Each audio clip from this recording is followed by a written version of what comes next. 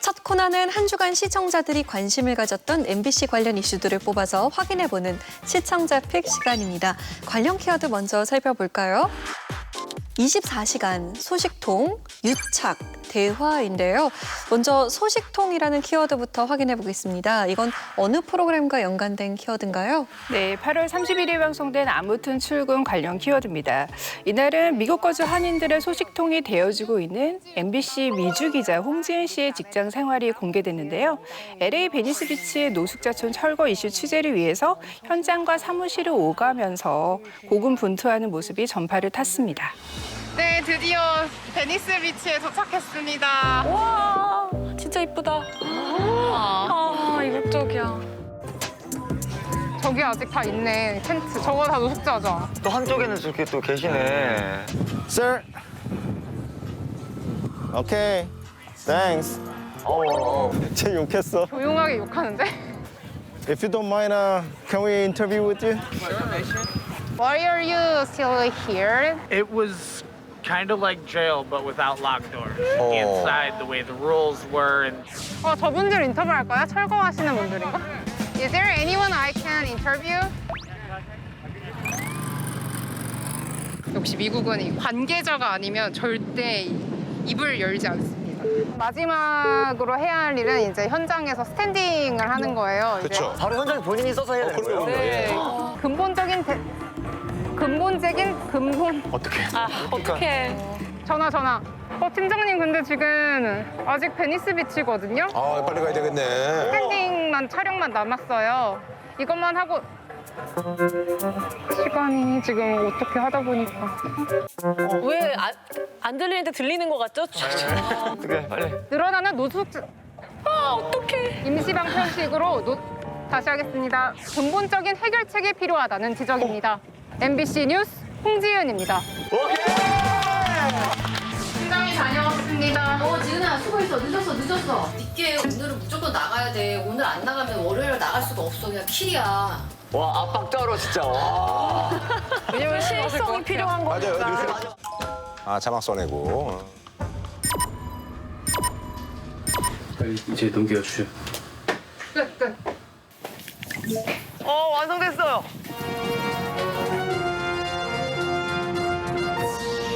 여러분 안녕하십니까? 7월 30일 첫 소식입니다. 지금 제 거다. 한때 곳곳에 200여 개의 노숙자 텐트가 널려 있던 베니스 비치. 저렇게 하고 있더라고요. 잘했네.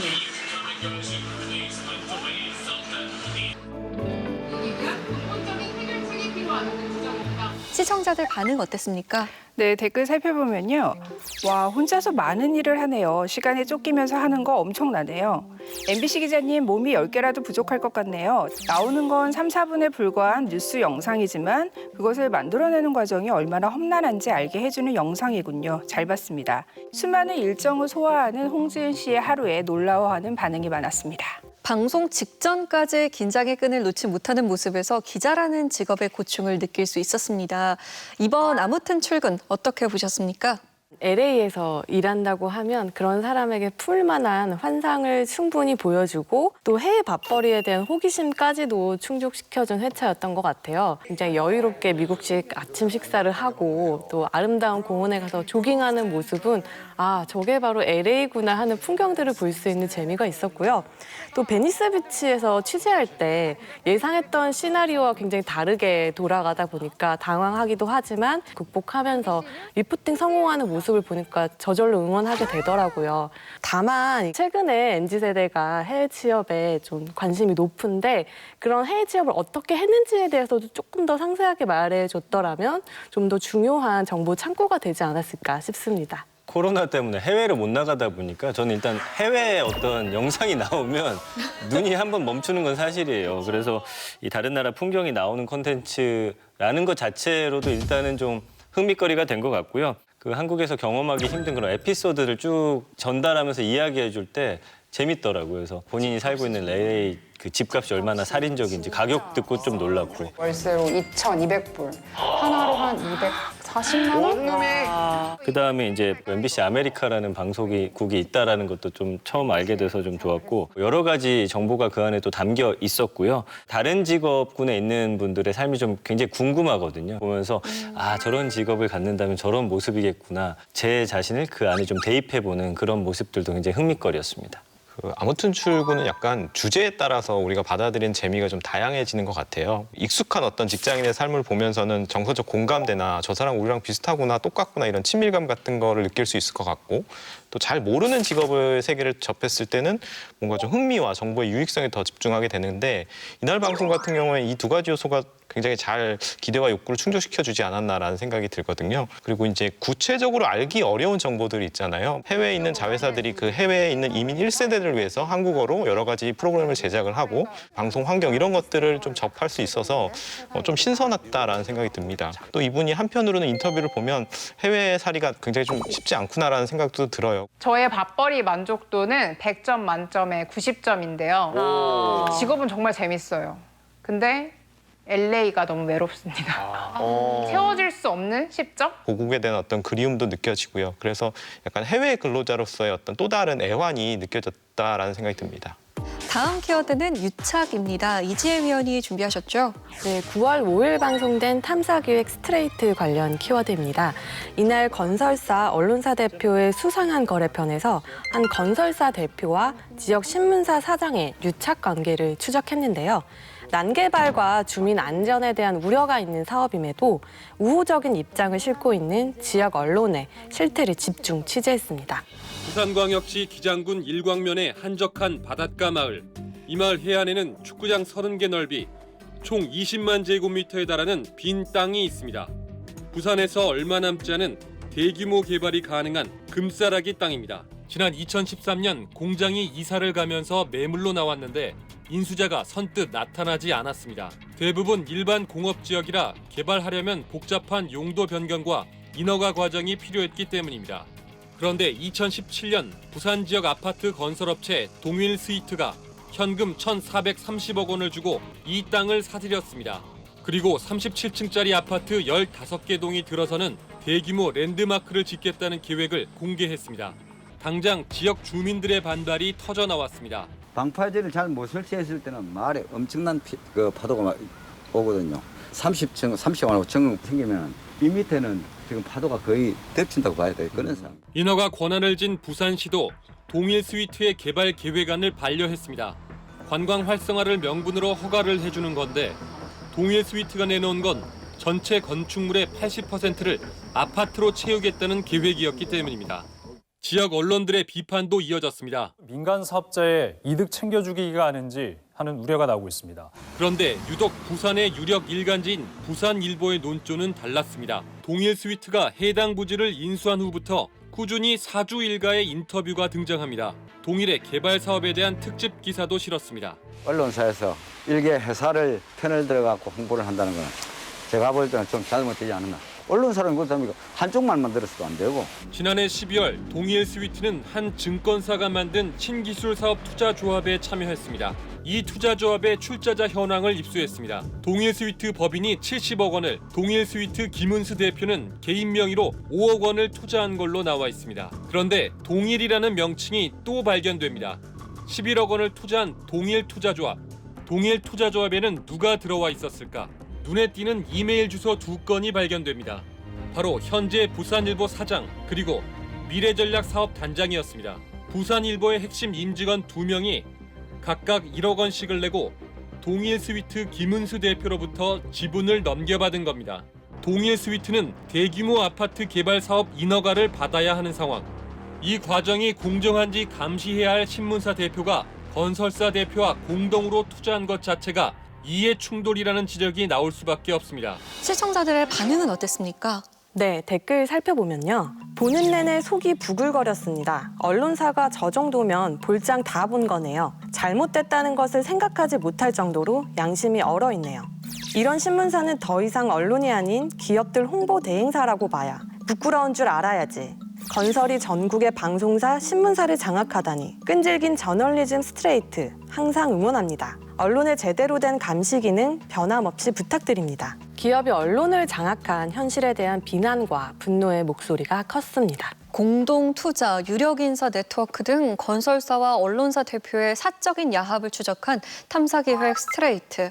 이번 편 어떻게 보셨습니까? 사실 스트레이트는 그동안 되게 좀 일관된 문제의식을 보여준 것 중에 하나가 언론과 권력의 유착관계였어요. 대기업 상성과 언론의 유착관계를 많이 비판을 했었고 뭐 양승태 대법원과 언론의 유착관계에도 또 고발을 한 적이 있고요. 꾸준히 일관된 어떤 비판의식, 문제의식을 견지해 나간다는 점에서 이번 방송도 굉장히 좀 용기 있는 취재가 아니었나 싶고요. 언론사의 요즘 새로운 유착관계를 굉장히 꼼꼼한 취재로 드러냈잖아요. 부산일보 비즈비즈 홈페이지에 들어가 봤습니다. 부산일보가 만든 부산, 울산, 경남 지역 기업의 소식을 전하는 플랫폼이라고 나옵니다. 저희 회사도 비즈비즈를 통해서 분양하는 아파트 홍보에 많은 도움이 되고 있습니다. 저희들이 서비스 해주는 거는 기본적인 베이스는 온라인 홍보 서비스를 해드리는 거고요. 지역 유력 인사들 간의 네트워크의 허브 역할을 하는 어떤 아카데미를 만든다든지 독자위원회라고 감시하는 그런 객관적인 기구처럼 만들어놨는데 알고 봤더니 거기에 기업인들이 굉장히 많은 비중을 차지한다든지 이런 것들은 사실 좀 더 들어간 심층 취재 아니면 시청자들은 잘 모를 수 있는 그런 문제들이라고 생각을 해요. 그래서 탐사보도로서 좀 깊이 있는 취재가 이날의 문제의식을 좀 더 탄탄하게 뒷받침하지 않았나 싶습니다. 언론이 큰 영향력을 가지고 있기 때문에 언론이 제대로 역할을 하지 못했을 때 사회적 부작용이나 폐해가 훨씬 더 커지는 것 같아요. 저는 이번 사례가 그 대표적인 예라고 생각을 하고요. 부산 지역의 어떤 대표 언론사와 건설사 사이에 난개발 유착 사례로 보도를 시작을 하지만 그 이후로 보면 조금씩 논의 자체가 심도 있어지는 부분이 있는 것 같아요. 가령 건설사가 왜 이렇게 언론을 소유하려고 하는지 그 의도와 언론이 그런 자본 권력으로부터 자유롭지 못한 이유는 무엇인지 이런 부분에 대해서 좀 깊이 있게 다루지 않았나라는 생각이 들고요. 갈수록 그 언론사 간에 어떻게 보면 비판과 또 감시의 눈초리가 약화되고 있는 상황인데 침묵의 카르텔에 의해서 수면 아래에 있었던 언론과 자본 사이의 어떤 권력 유착 실태를 고발하고 사회적 논의의 장으로 이끌어낸 부분은 높이 평가할 수 있겠습니다. 다음 키워드 봅니다. 24시간인데요. 이건 어떤 프로그램과 연관된 키워드인가요? 네, 지난 4일 방송된 전지적 참견 시점 관련 키워드입니다. 이날은 매니저 없이 홀로 일정을 소화해내는 개그맨 김용명 씨의 일상이 공개가 됐는데요. 아침 육아 후에 운전부터 광고 촬영 그리고 스케줄 조율까지 24시간이 모자랄 정도로 바쁜 하루를 보여줬습니다. 가자. 치카치카 하자. 치카치카. 치카. 나 진짜 용영이 이런 모습 처음 보는 거 신기하다. 근데 다정한 아빠다. 너무 좋은 아빠예요. 진짜 다정한 아빠야. 세수를 저기 시켜요? 너 이제 세수했어? 어? 눈곱이 있는데? 8시, 지금 몇 시야? 빨리 나가. 나가야 되네?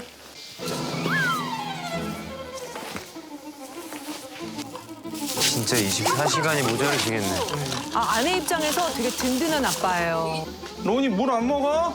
김론! 차분하다, 애기가. 각자 얘기하는 상황이네. 저를 이제 9시에 등원을 시켜야 돼서 스케줄 9시 이후로 스케줄을 잡습니다. 그러니까 아침 뭐 8시 한다 이런 건 안 하는 거야? 하긴 하는데 이제 와이프한테 최소 일주일 전이나 며칠 전에 알려주고 내가 이것 때문에 가니까 네가 오늘만 등원을 시켜야 된다. 등원 시켜줘야 된다. 웬만하면 피하는 거. 멋진 아빠야. 아이고. 광고 찍는 날이에요? 슈퍼스타 용명님 오셨습니다. 야 완전 인기다. 야, 이렇게 돈을 많이 썼네요 오늘. 아니 이걸 다. 계약서를 먼저 계약서 제가 검토를 한번 해봐야 돼서. 광고 계약서 현장에서 써요? 예, 제가 직접 현장에서 어머나. 와 대박이다. 아, 근데 이게 지금 광고물이 수정사항이 발생할 경우 1회 한해서 재촬영, 재녹음인데 무상으로 성실히 응해야 된다 보다 거마비 정도는 지금 해야 된다 이렇게 되면 현장에서 수정을 하네요. 거마비. 그 어느 정도 범업비를 들여야 될까요? 그거는 유선상 통화하시죠. 감초 의상 입으시면 돼요. 여기에다가요? 와, 이거 옷이 장난이 아니네, 무게가. 서두르지 말고. 난 서두르는 게 없어, 가만히 있는데. 자, 인화성 물질 제 근처로 오지 마세요. 진정이 필요해? 감초 왔던 나의 감초네, 감초.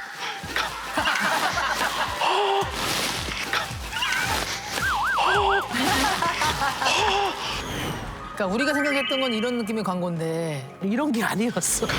근데 저런 광고는 너무 많아서 이런 광고가 요즘 또 사랑을 받아요. 컷이요? 이거 오케이 갈게요. 오늘 전화해줘야 되는데. 아우 바쁘다. 야 쉬는 시간이 없네. 쉬는 시간이 분장은 없어. 가발이랑 분장 다 포함해서 50만 원 정도 될 것 같습니다. 저 혼자만 큐레이터 하는 건가요? 저희 내일 촬영에서 제일 멘트 많으신 분이 여기 김영명님이세요. 정리해서 한번 보내드릴게요. 예. 이제 오늘 오전 스케줄이 이렇게 정리가 됐고. 근데 좋죠 저렇게 바쁘게 사는 게. 예, 왜냐면은 통장에 이렇게 돈이 좀 쌓이면 그 맛에 일하는 그런 느낌이 좀 있긴 있습니다. 시청자들 반응 어땠습니까? 네, 댓글 살펴보면요. 육아부터 요리, 일까지 매니저 없이 하시는 모습을 보니 정말 부지런하신 것 같아요. 재미있다고만 생각했던 분인데 의외의 모습이네요. 진짜 하루를 가득 채워 사시는 용명님, 매니저도 없이 혼자 힘드실 듯한데 대단하십니다. 혼자서 부지런하게 하루를 채우는 김용명 씨를 향한 응원의 댓글이 많았습니다. 의원들은 이날 방송 어떻게 보셨나요? 저는 일단 공감과 재미를 다 잡았다. 최근에 이제 우리 삶과 동떨어진 연예인들의 어떤 호화스러운 어떤 삶이나 일상들이 관찰 예능으로서의 좀 자격이 있느냐 이런 좀 비판이 좀 많이 나오기도 하는데 그런 면에서는 이 김용면 씨의 경우 정말 하루를 열심히 채워가는 모습이 우리와 좀 크게 다르지 않다라는 데서 좀 공감을 많이 이끌었던 것 같고요. 무엇보다도 이제 그 알뜰한 모습이 굉장한 재미 포인트가 됐는데 이게 어떤 컨셉으로서가 아니라 오랫동안 이 김용명 씨를 지켜본 주변 지인들의 어떤 여러 가지 일화를 통해서 또 확인을 하니까 더 현실성도 높아서 재밌었어요. 방송국에 김치도 갖고 가셨잖아요. 맞아요. 방송국에 김치를 어떻게 가지고? 남은 거 갖고 가셨어요. 급식 먹고 남은 거. 구내식당에서? 네. 검은색 봉지에다가. 우리가 대학로에서 등촌동 우차사 때문에 왔다 갔다 하면 근데 용명이 형 그때 차가 있었어. 대기실에다가 차 모양을 그려서 좌석마다 가격을 매겨. 여기가 이제 가장 비싼 운전석 바로 옆에. 돈을 내고 타야 되는 거고. 그래서 4,000원이고 거기는 바로 이게 코너 검사를 마치면 늦게 끝나는 사람 있잖아요. 늦게 끝날 때까지 내가 기사인 거지 완전히. 그리고 코미디 프로그램 끝난 이후에도 그 소품 이제 정리하는 곳에 가가지고 뭐 가져갈 거 없는지 메인으로 찾는 그런 모습들이 상당히 웃기더라고요. 이렇게 재밌는 분들이 사회 곳곳에서 활동하고 있구나를 또 알 수 있어서 굉장히 흥미롭게 봤습니다. 저는 굉장히 재밌게 보긴 했는데 보고 나니까 전참 씨는 없고 김용명만 있다라는 느낌이 들었어요. 그러니까 전참 씨가 근본적으로 가지고 있는 연예인과 또 매니저 사이의 어떤 인간적인 교감이나 관계성 이런 것들을 좀 보여주지 못해서 그런 부분에서 조금 거리가 있었던 출연자 섭외라는 점도 좀 아쉽다라는 생각이 들었습니다. 근데 또 한편으로 생각해 보면 이제 전참 씨가 가지고 있는 또 다른 특징 중에 하나가 어떤 스타의 사적인 일상뿐만 아니라 그가 속한 어떤 공적인 직업 세계까지 같이 탐구를 한다라는 거잖아요. 그런 점을 감안하면은 여전히 좀 전참 씨의 포맷을 잘 이용한 내용이 아니었나 싶어요. 그리고 이날 김용면 씨가 보여준 정체성은 이제 어린 딸을 키우는 그런 육아에 굉장히 좀 정신없는 분주한 그런 모습을 보여주고 또 일적인 면에서도 공간만 바뀌었을 뿐이지 너무 또 분주한 거예요. 매니저의 역할까지 동시에 해야 되니까. 그래서 굉장히 전체적으로 쉴 틈 없는 모습인데 이것이 일상과 어떤 그 공적인 순간들을 오가면서 조화를 이뤘다는 게 어떻게 보면 전참 씨의 포맷이기 때문에 좀 가능한 그런 스타의 입체적인 면모였다라고 생각을 하고요. 그런 면에서는 이제 좀 인상적인 점이 있지 않았나 생각을 합니다.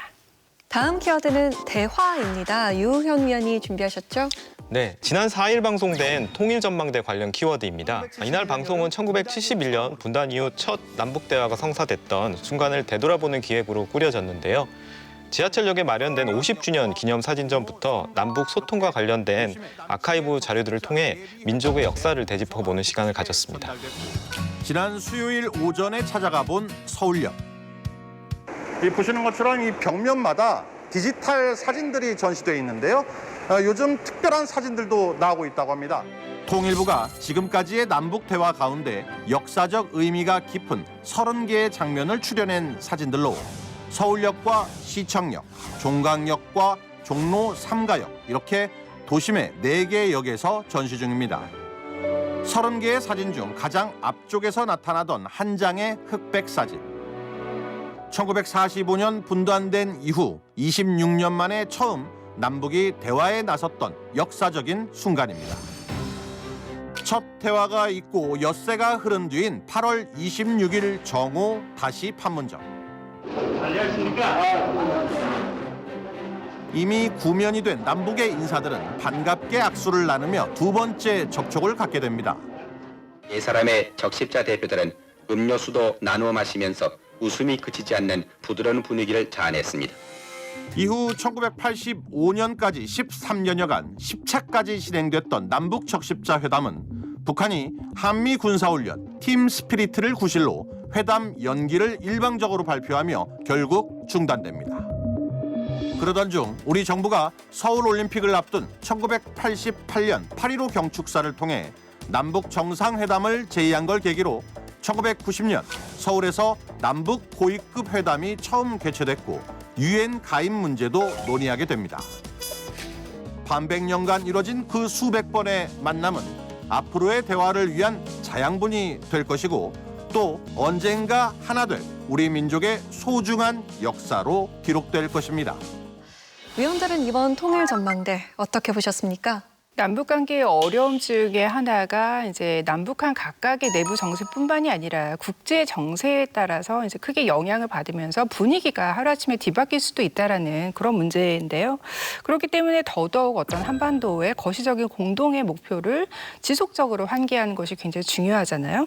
그런 점에서 이제 꾸준한 교류가 그동안 급변하는 정세 속에서도 있었다라는 어떤 흐름을 되짚어본 거는 굉장히 뜻깊은 시도였다라고 생각을 해요.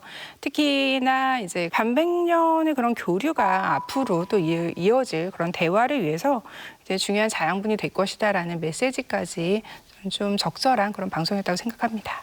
이 디지털 사진전에 나온 사진들은 역사적으로 굉장히 가치 있는 자료들인데 평소에 마음을 먹고 찾아본다고 해도 접하기 어려운 경우가 대부분이잖아요.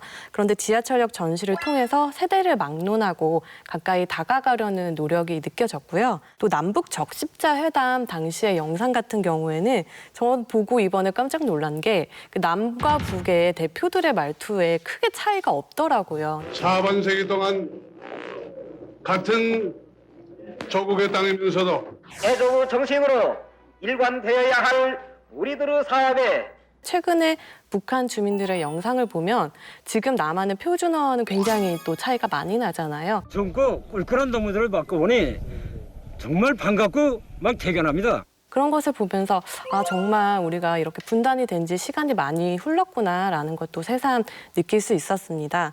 또 방송 말미에서 북한말을 소개하는 코너가 있거든요. 여기서 오달차다라는 말을 소개했는데 야무지다라는 뜻이라고 하더라고요. 이날 방송이 정말 오달찬 그런 회차였던 것 같습니다. 남북이 첫 대화를 시작한 지 이미 이제 50년이 되었다는 어떤 역사적 상징성과 최근에 남북 관계의 어떤 경색이 지속되는 상황까지 고려한다면 저는 뭐 보도 가치는 충분했다라는 생각이 듭니다. 다만 이제 통일 전망대만의 깊이나 내용적 차별화는 좀 부족했다라는 생각이 드는데요. 왜냐하면 이 남북대화 50주년 기념 행사가 방송 전 1일 날 있었거든요. 그런데 그 내용들에서 상당 부분이 좀 많이 자료화면으로 저는 사용됐다는 생각이 들어요. 그런 것들을 보면 어느 순간 저는 종종 이제 남북대화 50주년에 대한 이야기보다 남북대화 50주년 기념식에 대한 이야기인가라는 좀 착각도 들었던 것 같고요. 그리고 50년이라는 게 굉장히 긴 시간이잖아요. 그 안에 굉장히 우여곡절이 많았는데 이런 남북대화의 긴 역사를 뭐 몇 년도에 누가 누구를 만났고 이런 식으로 좀 나열식으로 정보를 정리한 부분은 좀 아쉽다라는 생각도 들었습니다. 민족의 소중한 역사를 전해주는 통일 전망대 의미 있는 취재 계속해서 기대해 보도록 하겠습니다.